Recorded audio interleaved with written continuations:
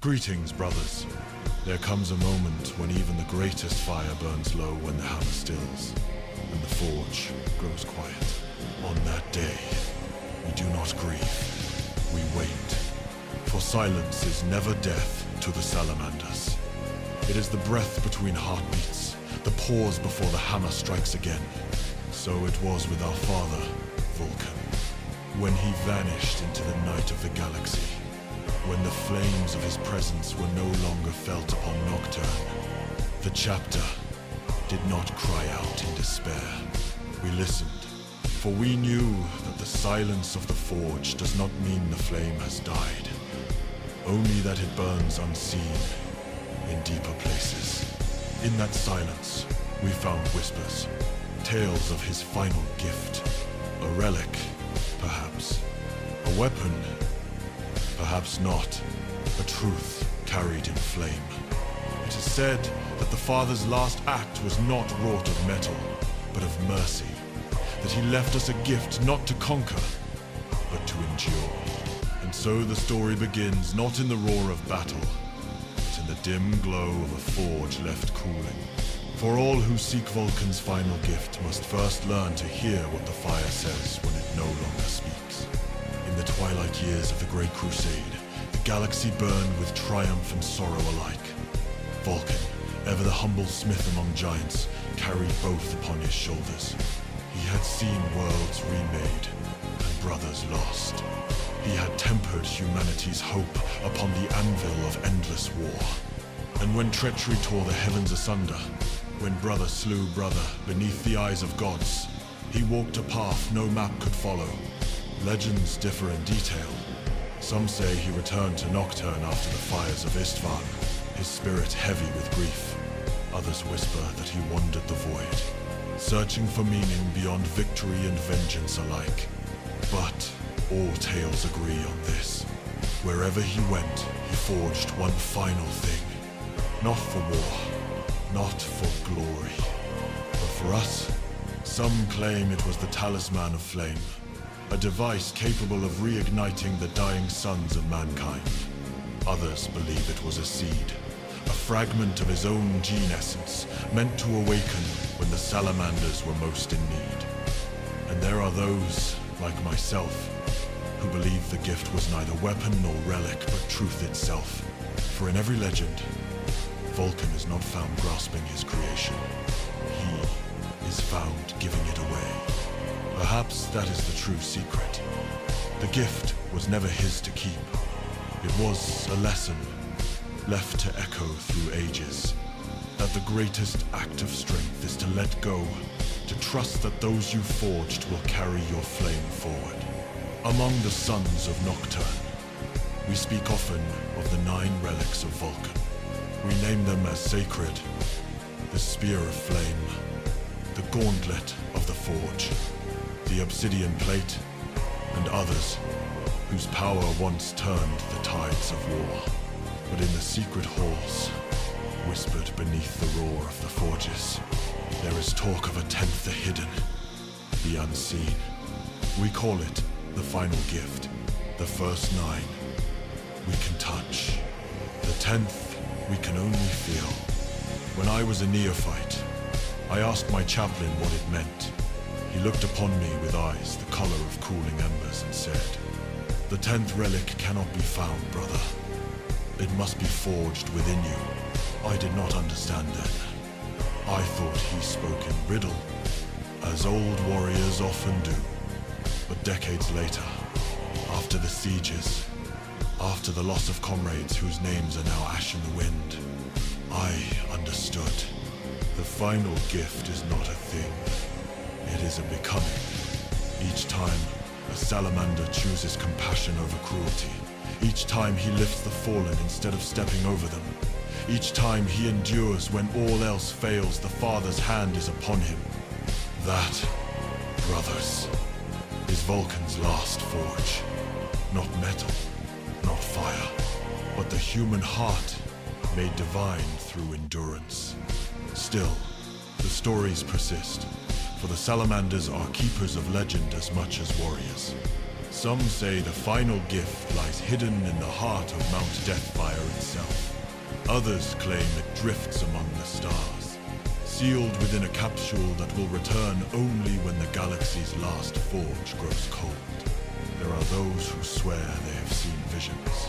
A figure of light standing in the flames, whispering a single word, endure. When such tales reach my ears, I do not dismiss them. For faith is a forge, and each mind is its anvil. The truth may lie somewhere between legend and longing.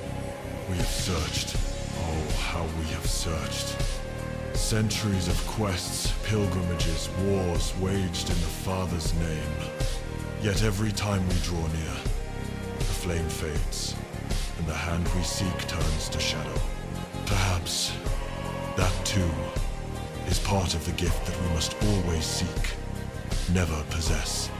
A flame captured dies. A flame shared endures. So we hunt the final gift, not to claim it, but to remember what we are, seekers of light in an age of darkness. And if the Father still lives, if his hand still shapes the fire unseen, then every step we take upon this endless path is part of his will. It is easy to crave the gift, harder to bear it. Every fire gives light, but every light casts shadow. Vulkan's final gift was never meant to comfort us. It was meant to remind us that creation and loss are one motion of the same hand. The Father's forge was not only for weapons and wonders, it was for men. He tempered us as he tempered steel, heating us in love, striking us in trial, cooling us in mercy. But to be tempered is to be changed, and change demands surrender. When Vulkan left us, the Salamanders felt the weight of the galaxy shift upon their shoulders. No longer could we look to his voice, his guidance, his endless strength. We had to become the strength ourselves. That was the burden hidden within the gift. That the fire he gave would not live in his hands, but in ours. There are nights, even now, when I feel it heavy within me. The memory of a touch I never knew. The warmth of a presence that is gone. It burns, not with pain, but with duty. Every time I lift the hammer, I feel that duty whisper, do not fail the flame. That whisper is Vulkan's last breath made eternal.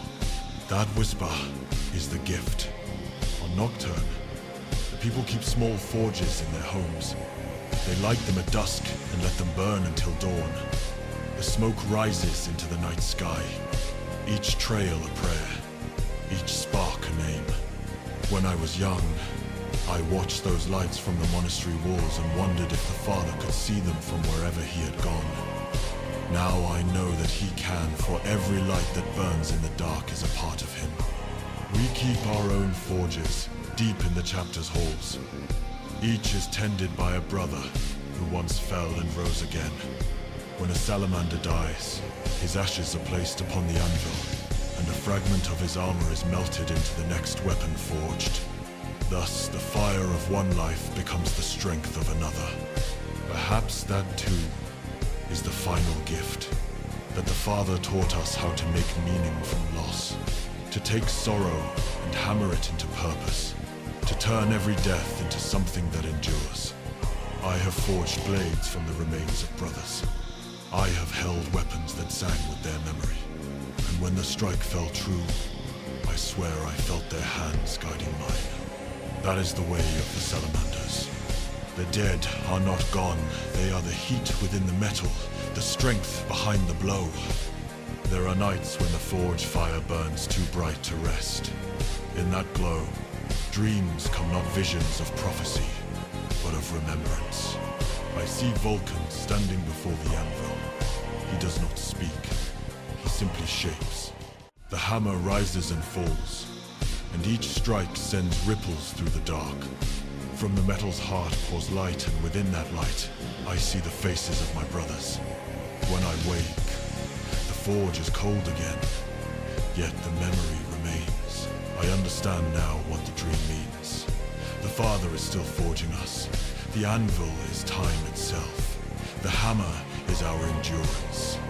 Every battle, every act of mercy, every scar, these are his strikes, shaping us still. The dream is not comfort, it is command. To be Salamander is to be an unfinished work, the eternal project of Vulkan's will. When the day comes that he returns, he will find us still at the forge, still shaping, still enduring. And he will know his gift was not in vain. Every century, a few among us take the long march. We leave the fortress monastery, walk across the burning plains of Nocturne, and climb the volcanic slopes barefoot. The ground cuts. The heat sears. The air itself tries to drive a man to his knees. But we walk. We call these wanderers the Pilgrims of Ash. They carry no weapon save a hammer, no armor save the scarred skin the Father gave them. At the peak, they kneel before the open vents of Mount Deathfire and whisper their names into the smoke. Some return after a day, some after a season, some never return at all. The Forge priests tell us that those who vanish are not lost. They are taken into the mountain, where the world's heart beats in molten rhythm with Vulkan's own. The Promethean flame welcomes them home, and their spirits become sparks that guide the next generation through the darkness. Each pilgrim seeks the same thing, not a relic of metal, but the moment of understanding when the pain and the purpose become one. In that instant, the gift of the Father blooms inside them like a living ember. They descend changed, speaking softly, eyes bright with the light of knowing. That is why we still send them, for every brother who makes that journey reminds us that the fire is not found in the forge. It is found in the will to walk through it. The galaxy is vast and cruel. Worlds fall, empires rot, and even stars can die. Yet in every corner where the Salamanders have stood, there burns a small, defiant light. We are told that we are too few, too slow, too human to matter. Perhaps. But we were never made to be conquerors. We were made to be guardians. Vulkan's final gift was not meant to win wars. It was meant to keep the fire of mercy alive when all else fails. Where other legions turned to hatred, we turned to the Forge.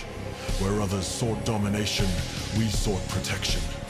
Every life saved, every child shielded, every shelter rebuilt. After the bombardment, these are the sparks of the Father's last forge. That is what he left us. Not invincible armor or unbreakable blades, but the conviction that to protect is the highest form of strength. The gift is the light that will not die, even when the stars go dark.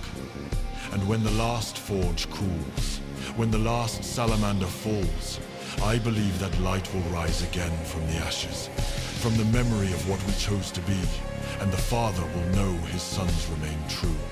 Brothers, our Father's hammer is silent, but his work continues in us. The fire he kindled is no longer bound to one world, one forge, one man. It lives wherever courage is tempered by compassion. When you next stand at the anvil, when you next raise your weapon in defense of the helpless, remember this. You are the final gift. Your endurance, your mercy, your flame. The galaxy may never understand what we are, but the fire does. It remembers, it watches, and it will greet us when our work is done. Until that hour, keep the forge burning. Speak the Father's name in the sound of your hammer. Carry his light into every shadow you cross. We will meet again, brothers, when the fires of Nocturne rise to greet the dawn of a new age. Until that day, endure.